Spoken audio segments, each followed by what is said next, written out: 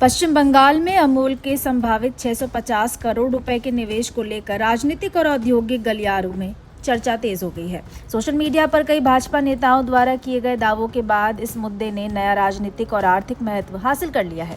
दावा किया जा रहा है कि अमूल राज्य में एक बड़ी डेयरी परियोजना शुरू करने की तैयारी कर रही है, जिससे रोजगार के अवसर बढ़ सकते हैं और डेयरी क्षेत्र को नई मजबूती मिल सकती है। भाजपा नेताओं के अनुसार अमूल पश्चिम बंगाल में अपना पूरी तरह स्वामित्व वाला डेयरी प्रोसेसिंग प्लांट स्थापित करने पर विचार कर सकती है। भाजपा विधायक गौरीशंकर घोष ने भी सोशल मीडिया प्लेटफॉर्म फेसबुक पर पोस्ट साझा करते हुए कहा कि इस निवेश से राज्य में बड़े पैमाने पर रोजगार का सृजन होगा और डेयरी इंफ्रास्ट्रक्चर को मजबूती मिलेगी। हालांकि इस संभावित निवेश को लेकर अभी तक ना तो अमूल की ओर से और ना ही पश्चिम बंगाल सरकार की ओर से कोई आधिकारिक घोषणा की गई है। इसके बावजूद इस परियोजना को लेकर चर्चाएं लगातार बढ़ रही है। यदि यह निवेश वास्तविक रूप लेता है तो इसे पश्चिम बंगाल के डेयरी उद्योग के लिए एक महत्वपूर्ण उपलब्धि माना जा सकता है। विशेषज्ञों का मानना है कि इतनी बड़ी निवेश परियोजना राज्य की अर्थव्यवस्था को भी सकारात्मक दिशा दे सकती है। इसके माध्यम से हजारों लोगों को प्रत्यक्ष और अप्रत्यक्ष रोजगार मिलने की संभावना जताई जा रही है। साथ ही डेयरी किसानों को भी इसका लाभ मिल सकता है। दूध उत्पादन, कोल्ड स्टोरेज सुविधाओं और सप्लाई चेन नेटवर्क के विस्तार से पूरे डेयरी सेक्टर को मजबूती मिलने की उम्मीद है। आर्थिक विशेषज्ञ अनिबर्न दत्ता का कहना है कि पश्चिम बंगाल सरकार लगातार विभिन्न निवेश एजेंसियों और कंपनियों के साथ संवाद बनाए हुए है।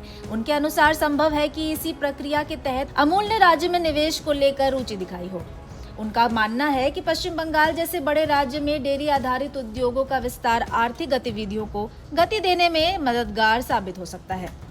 इस बीच भाजपा भी राज्य में औद्योगिक विकास के मुद्दे को प्रमुखता से उठा रही है। हाल ही में पश्चिम बंगाल भाजपा अध्यक्ष शामिक भट्टाचार्य ने केंद्रीय वित्त मंत्री निर्मला सीतारमण से मुलाकात की थी। इस बैठक में राज्य में निवेश और औद्योगिक विकास को बढ़ावा देने के विषय पर चर्चा हुई थी। भाजपा के पश्चिम बंगाल में औद्योगिक विकास के लिए 5 संभावित क्षेत्रों की पहचान भी की है।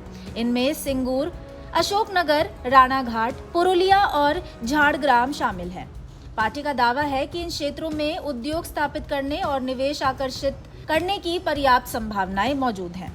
अमूल के संभावित निवेश की खबर सामने आने के बाद राजनीतिक चर्चाएं और तेज हो गई है। फिलहाल उद्योग जगत, राजनीतिक दलों और आम लोगों की नजर अमूल तथा राज्य सरकार की ओर से होने वाली किसी आधिकारिक घोषणा पर टिकी हुई है। यदि यह परियोजना आगे बढ़ती है तो इसे पश्चिम बंगाल में बड़े औद्योगिक निवेशों में से एक माना जा सकता है, जो राज्य के डेयरी क्षेत्र और रोजगार के अवसरों को नई दिशा देने की क्षमता रखता है।